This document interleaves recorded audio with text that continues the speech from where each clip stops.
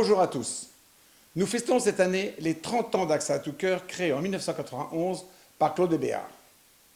Pour marquer cet anniversaire, Accès à tout cœur a décidé de créer un fil rouge exceptionnel en identifiant 30 associations. Les retraités d'AXA ont choisi l'association UNAPECL pour soutenir les parents d'enfants atteints de cancer ou de leucémie. Mais avant d'aller plus loin dans les actions, découvrons le service pédiatrique du docteur Sylvie Natanson du centre hospitalier de Versailles où sont traités les cancers de l'enfant. 2550 cancers sont diagnostiqués chez les enfants et adolescents chaque année en France. Le docteur Sylvie Natanson est la chef du service pédiatrique situé au 7e étage du centre hospitalier de Versailles. T'as passé une bonne semaine? Oui. Est-ce que tu as des choses particulières à me raconter depuis la semaine dernière? Est-ce que tu as été malade? Est-ce qu'il y a eu des choses? Non? Rien de spécial? Pas de fièvre? Non. Toi, t'as pas eu la grippe? Non. À l'âge de 4 ans, Géraud a perdu la vue. Suite à un IRM, le diagnostic tombe. Géraud a une tumeur cérébrale, un gliome des nerfs optiques. Tu respires fort.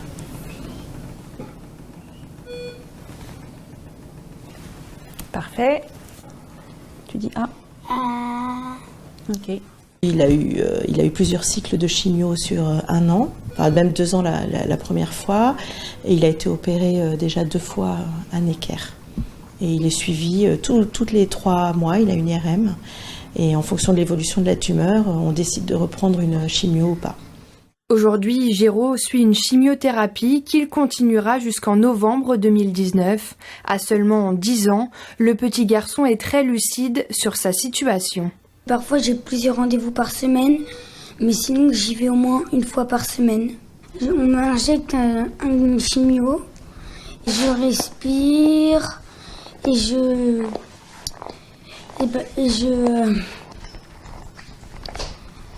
je pense à quelque chose que j'aime bien. Malgré la maladie, Géraud a des occupations d'un enfant de son âge. En fait, c'est comme les dominos, mais il faut par exemple qu'il y ait 2 couleurs communes qui se touchent. Et ce n'est pas facile. Le cancer de Géraud, une lutte quotidienne depuis plusieurs années qui a provoqué un véritable chamboulement pour ses proches, notamment dans la vie professionnelle de sa mère. C'est un peu le ciel qui nous tombe sur la tête. Le quotidien, c'est vivre avec un enfant qui est hospitalisé très régulièrement, avec beaucoup de rendez-vous. Donc voilà, je ne travaille pas, je m'occupe de mes enfants et ça me permet d'être disponible pour Géraud dès qu'il a besoin. Le service pédiatrique du centre hospitalier de Versailles prend en charge une vingtaine d'enfants pour des cancers. 6 à 8 jeunes sont reçus par jour pour des soins en ambulatoire. Ils sont suivis en partenariat avec les services de cancérologie pédiatrique parisiens. Alors le premier type de cancer le plus fréquent, ce sont les leucémies d'enfants. Ce sont les cancers du sang, des anomalies des cellules sanguines qui prolifèrent. Donc ça c'est le premier type de cancer chez l'enfant. Dans ce service pédiatrique, fresques murales, animaux, avec comme but faire oublier la maladie aux enfants, car les cancers pédiatriques se développent plus rapidement que chez les adultes. Le combat continue pour les médecins, familles et enfants. Merci docteur Natanson et à son équipe pour cet éclairage. Le cancer de l'enfant touche tous les enfants, du plus petit aux jeunes adultes. Voyons les actions de l'équipe d'intervenants qui accompagnent les jeunes adultes pour leur permettre de s'évader, de se distraire et de se projeter vers l'avenir. Allons maintenant au CHU de Nantes.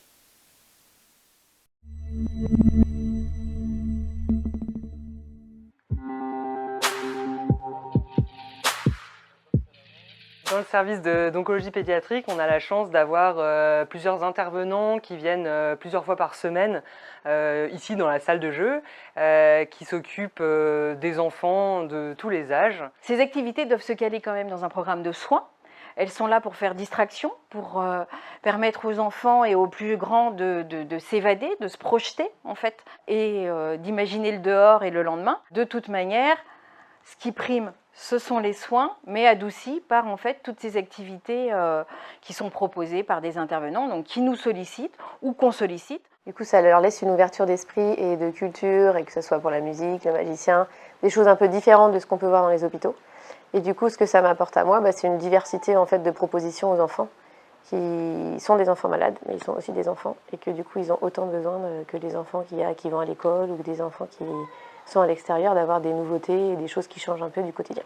On est dans un service de pédiatrie, donc on prend en charge l'enfant dans sa globalité, et donc il faut que ça ait un sens éducatif, et ça c'est vraiment l'équipe d'éducatrices qui décide si oui ou non c'est des projets qui sont censés et qui ont une place dans notre service. Mon rôle est plus de les amener sur ce qu'on appelle de l'éducation thérapeutique, par exemple de reprendre goût à l'alimentation en invitant Vincent Guerlet, notre chocolatier nantais, à venir cuisiner avec nous. On a pu aborder avec les jeunes leurs troubles alimentaires, ce qui était bon ou pas bon des menus à l'hôpital, ce qui leur faisait envie, pourquoi parfois ils étaient dégoûtés, ça n'a rien à voir avec les menus proposés, mais juste se souvenir d'une odeur, voilà. Mais tout ça avec comme moyen de médiation en fait la présence de Vincent et son partenariat avec les jeunes. Le succès se voit beaucoup au nombre d'enfants qui sont présents quand il y a des activités qui marchent très très bien. Tout ce qui est high-tech, réalité virtuelle en ce moment, ça marche très très bien. La high-tech, ça permet énormément de choses. Aujourd'hui, on peut déjà avoir beaucoup d'activités avec la high-tech, mais à l'avenir, ça pourra vraiment se développer encore. Donc c'est plus pour la souplesse de l'outil, la diversité des activités qu'on pourra proposer, et puis le côté aussi très ludique de tous les ateliers de high-tech. Ça plaît aux enfants, ça plaît aux ados, mais ça plaît aussi aux intervenants. Ça permet à tout le monde de passer un bon moment.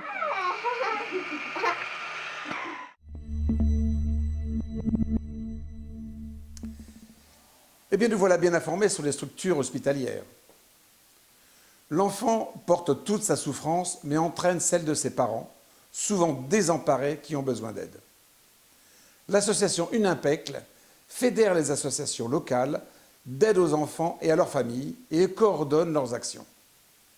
Aujourd'hui, une quarantaine d'associations y adhèrent. Catherine Vergely, secrétaire générale de l'UNIMPECL, nous explique.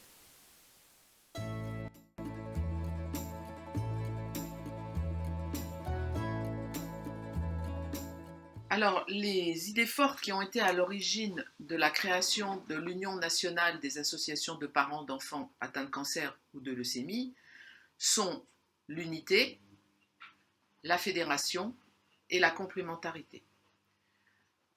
Habitués à travailler ensemble depuis plusieurs années, une dizaine d'associations ont décidé en 2003 de formaliser cette union et cette façon de travailler pour que les idées et les talents de chacune des associations puissent se mettre au service des enfants atteints de cancer et de leurs familles.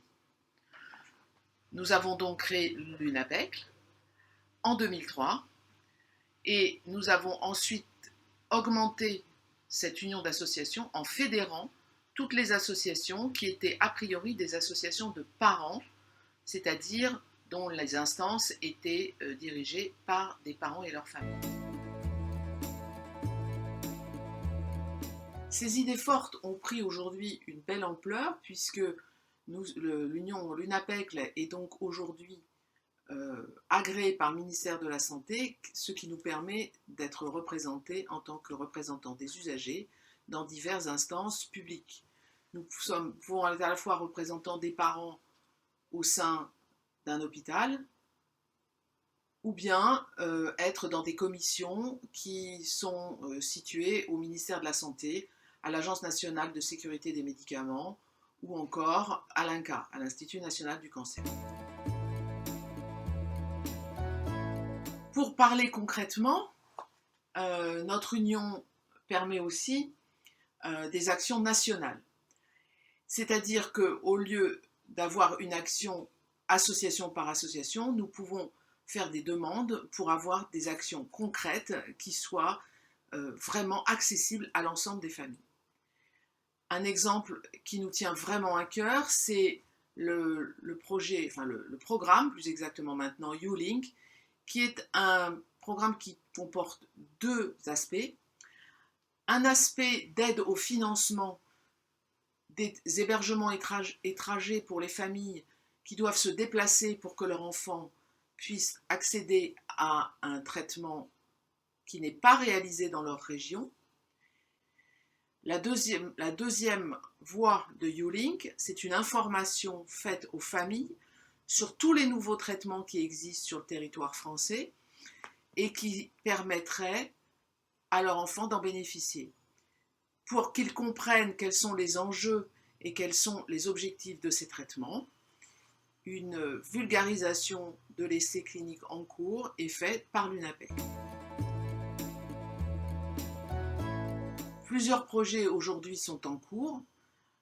Pour compléter YouLink, nous souhaiterions faire un moteur de recherche international qui permettrait que sur cette plateforme apparaissent tous les essais cliniques.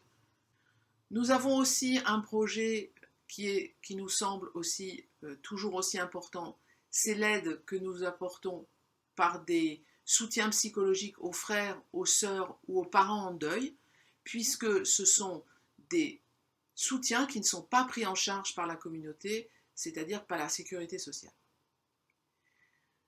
Les besoins pour faire aboutir ces projets sont effectivement importants. Ils sont toujours financiers, bien entendu, mais ils peuvent être aussi pratico-pratiques, comme par exemple trouver des hébergements pour des parents dans certaines régions, ou bien à proximité de centres de pointe, comme par exemple ceux de protonthérapie. La place des jeunes malades, voire des adultes qui ont été traités pour un cancer durant leur enfance et leur famille, est toujours à l'origine de nos projets. En effet, nous n'entreprenons jamais un projet ou une réalisation sans qu'ils viennent des demandes du terrain. Et comme les parents d'hier ne sont pas forcément ceux d'aujourd'hui et donc n'ont pas forcément les mêmes besoins, c'est par contact que toutes nos associations ont dans les lieux de soins que nous identifions et nous prenons en main la réalisation des projets qui sont nécessaires pour que la qualité de vie des enfants et de ces familles soit maintenue.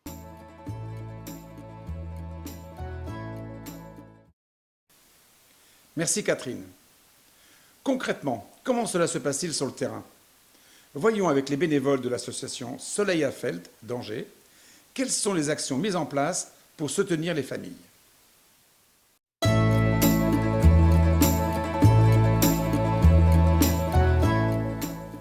Créée en 1983 par un médecin et quelques familles touchées par le cancer d'un de leurs enfants, l'association Soleil à Feld regroupe les amis et familles d'enfants atteints de leucémie ou de tumeurs. Sentant le besoin de s'unir pour ne pas rester seuls, ils sont devenus acteurs dans cette situation imprévue. Actuellement, l'association poursuit ses objectifs. Rompre l'isolement, informer et entraider les familles, améliorer le quotidien des enfants, soutenir la recherche médicale. Concrètement, des actions pour les enfants, adolescents et jeunes adultes. Animation au CHU, ateliers de cuisine festive, ateliers créatifs, spectacles, séjours voile, petits plaisirs alimentaires, ameublement des 2 salles AJA pour les ados, ateliers Bibi Bop par un socio-coiffeur, achats divers et variés en fonction des besoins exprimés. Des actions vers les parents et familles. Aménagement d'un jardin, ameublement du salon des familles au sein du service, pause café hebdomadaire et crêperie éphémère annuelle. Atelier bien-être par une socio-esthéticienne, aide financière sur demande de l'assistante sociale. Des actions de soutien au personnel du service. Aménagement du salon de rendez-vous, décoration du couloir du service en lien avec l'Arcothèque d'Angers, achat pour l'éducatrice de jeunes enfants, le kinésithérapeute ou le confort des enfants en soins. Soleil à Feld reverse 10% de ses recettes pour les recherches en cancérologie pédiatrique, menées par des oncologues d'Angers. Elle soutient également le projet JOPLA, jumelage en oncopédiatrie entre Lomé au Togo et Angers. Pour financer nos actions, outre les adhésions de nos fidèles adhérents, des associations sportives et culturelles mettent en place des manifestations à notre profit. Rien ne serait possible sans l'implication et l'énergie des bénévoles qui, depuis bientôt 40 ans, se relaient dans cet engagement solidaire.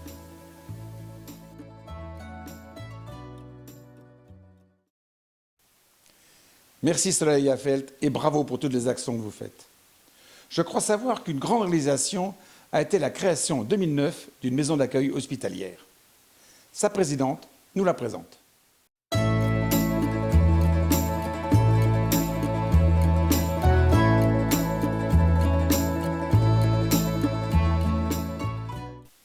La maison d'accueil hospitalière Le Figuier a ouvert ses portes en février 2009 sous l'impulsion du corps médical d'oncopédiatrie et des bénévoles de Soraya Felt. Elle s'attache à offrir un excellent niveau d'accueil et d'écoute aux familles. Elle constitue un véritable lieu de vie où chacun peut se ressourcer et bénéficier du soutien d'une équipe de bénévoles. Cette maison accueille chaque année une centaine de familles pour un nombre de nuitées d'environ 2000. Allons visiter cette maison. Une cuisine entièrement équipée et adaptée aux personnes à mobilité réduite. Chaque famille dispose d'un casier réfrigéré et d'un tiroir pour leur épicerie. 2 plaques distantes pour permettre à 2 familles de cuisiner ensemble. Un salon salle à manger équipé d'une télévision, d'un ordinateur, pour un moment de répit entre les visites à leur enfant. Les 7 chambres confortables sont équipées d'une salle de bain et de WC privatives. Elles permettent une autonomie et une tranquillité indispensables dans les moments difficiles vécus. Un extérieur convivial où il est agréable de prendre ses repas pour peu que le temps s'y prête. Cette maison, conventionnée par les organismes sociaux, permet une prise en charge partielle du prix de la nuitée, fixée à 33,60 par personne en 2021. Enfin, une équipe de bénévoles motivés assure un accueil chaleureux des familles et gère entièrement cette maison sans personnel salarié. Cette organisation nous permet une plus grande maîtrise des frais de gestion. Je remercie tous les bénévoles qui, depuis 2009, ont permis cette belle aventure et fait de cette maison ce lieu de répit nécessaire.